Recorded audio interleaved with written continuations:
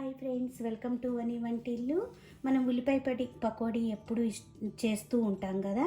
అందరూ కూడా చాలా ఇష్టంగా ఈవినింగ్ స్నాక్ ఇది చేస్తూ ఉంటారు.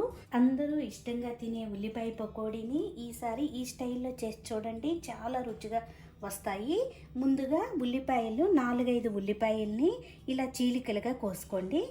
ఇప్పుడు ఒక మిక్సింగ్ బౌల్ తీసుకుని దానిలో ఈ ఉల్లిపాయ తరుగు వేసుకుందాం. ఒక్కసారి మీరు చేత్తో ఇలా నలిపితే దేనికయ్యి విడిగా అవుతాయి. చూడండి, ఇలా నలుపుకోండి. అప్పుడు మనకి ఇవన్నీ వేరువేరుగా వస్తాయి, అతుక్కోకుండా.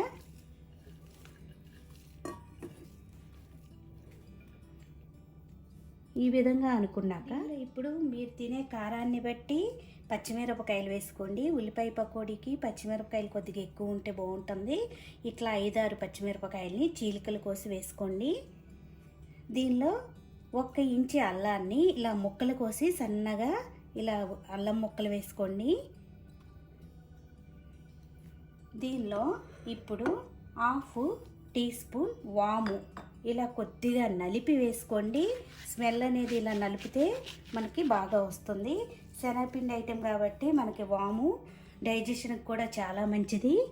దీనిలో కొద్దిగా సోంపు వేసుకోండి. 1/2 టీ స్పూన్ సోంపు వేసుకోండి. సోంపు వేసుకుంటే చాలా రుచిగా అనిపిస్తుంది. దీనిలో ఇప్పుడు రుచికి తగినంత ఉప్పును వేసుకుందాం. మనం పచ్చిమిరపకాయలు వేసుకున్నాం, చూసి కారం వేసుకోండి.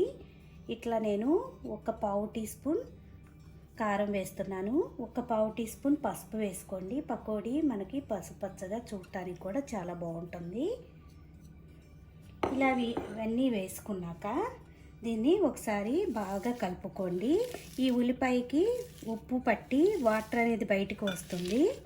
ఇలా బాగా వత్తుకోవాలి. వత్తుకున్నాక చూడండి, వాటర్ అనేది మనకి బయటకు వచ్చింది కదా. మనకి జీడిపప్పు వేసుకుంటే ఈ పకోడీలు చాలా బాగుంటుంది. మీకు మీ దగ్గర అవైలబుల్ లేకపోతే స్కిప్ చేసినా పర్వాలేదు. ఉంటే కొద్దిగా 2 టేబుల్ స్పూన్లు జీడిపప్పు వేసుకోండి. 2 టేబుల్ స్పూన్లు పల్లీలు వేసుకోండి. ఇవి పకోడీలో తినడానికి మధ్య మధ్యలో తగులుతూ చాలా బాగుంటాయి. ఇట్లా 2 టేబుల్ స్పూన్ పల్లీలు. మీ దగ్గర ఉంటే కొద్దిగా కరివేపాకు, కొత్తిమీర కూడా వేసుకోవచ్చు. ఇలా కొంచెం కరివేపాకు, కొత్తిమీర వేసుకోండి. ఇప్పుడు మొత్తం ఒకసారి మిక్స్ అయ్యేలా కలుపుకోవాలి.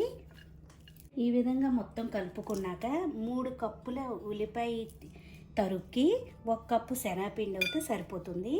ఇట్లా 3/4 కప్పు శనగపిండి వేసుకోండి. 1/4 కప్పు బియ్యపిండి వేసుకోండి. బియ్యపిండి వేసుకోవటం వల్ల మనకు కరకరలాడుతూ చాలా బాగా వస్తాయి. ఇప్పుడు మొత్తం ఒకసారి కలుపుకుందాం.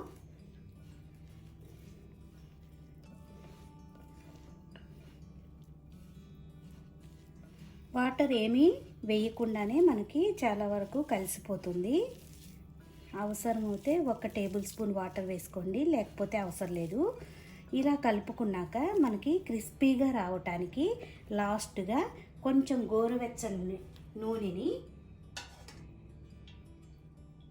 1 టేబుల్ స్పూన్ నూనె వేసి కలుపుకోండి. ఇలా కలుపుకోవటం వల్ల మనకి క్రిస్పీగా వస్తాయి.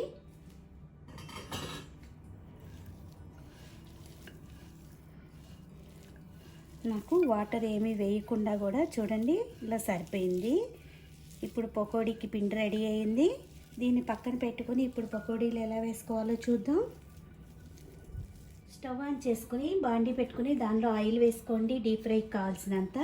ఆయిల్ వేడిగా అయ్యాక ఫ్లేమ్ని మీడియం ఫ్లేమ్లోకి అడ్జస్ట్ చేసుకుని ఇప్పుడు కలుపుకున్న పిండిని మనం చిన్న చిన్న పకోడీలాగా వేసుకోవాలి. ఇలా వేసుకున్నారంటే పొడి పొడిలాడుతూ మనకి పకోడీ వస్తుంది.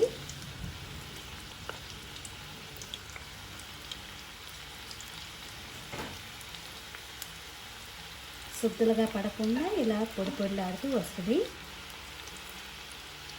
ఆయిల్కి సరిపడా వేసుకోండి.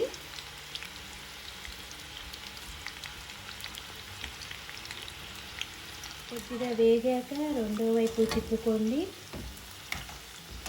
ఇట్లా తిప్పుకుంటే మనకి అన్ని వైపులా కూడా చక్కగా వేగుతాయి. చూడండి, మనకి పకోడీ వేగిపోయింది. ఇలా క్రిస్పీగా అయ్యాక ఒక గరిటెలోకి తీసుకుందాం. ఇలా వేగితే సరిపోతుంది.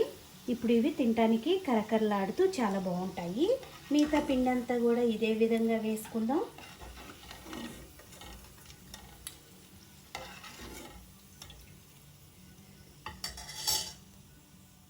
కరకరలాడుతూ పకోడీ రెడీ అయిపోయింది. మీరు ఈవినింగ్ స్నాక్లో ఈ టైప్లో ఈ పకోడీ చేసేవండి. అందరూ ఎంతో ఇష్టంగా తిని మిమ్మల్ని మెచ్చుకుంటారు. అంత టేస్టీగా అనిపిస్తాయి. ఈ వీడియో మీకు నచ్చినట్టయితే ఒక లైక్ చేయండి, షేర్ చేయండి, కామెంట్ చేయండి. మరిన్ని వీడియోల కోసం వనీ వంటిల్ని సబ్స్క్రైబ్ చేసుకోండి.